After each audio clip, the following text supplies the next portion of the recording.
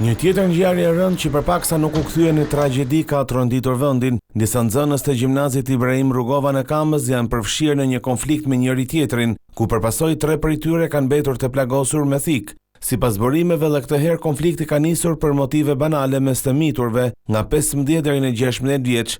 Konfliktin e nisur një ditë më parë, ata kanë vijuar këtë të martë brenda ambienteve të shkollës dhe më pas kanë dalë jashtë godinës në një rrugicë përballë saj, ku janë përleshur me grushte. Njëri prej tyre ka nxjerrë thikën duke plagosur 3 bashkëmoshatarët.